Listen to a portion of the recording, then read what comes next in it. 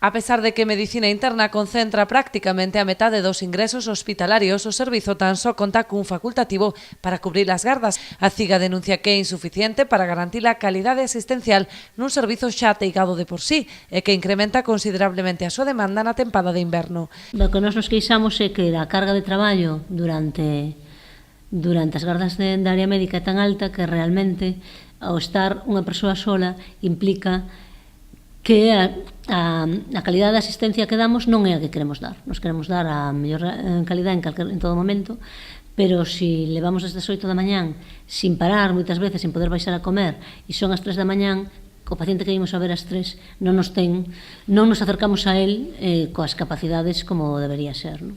Os traballadores insisten en que non se trata dunha demanda laboral ni moito menos salarial. O único que piden é contar con persoal suficiente para exercer o seu traballo nas condicións que require a toma de decisións sobre a saúde e a propia vida dos pacientes. O que queremos é traballar noutras condicións nas guardias. Eu creo que calquera persona pode comprender que se un entra a traballar ás 8 da mañán, a 1 da mañán, se leva en pé todo o día tomando decisións difíciles, probablemente non este nas mellores condicións para seguir facendo.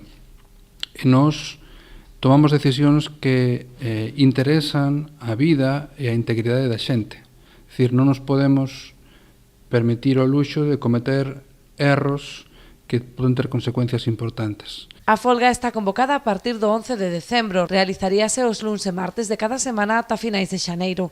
Sen embargo, os representantes sindicais agardan poder achegar posturas antes desa data.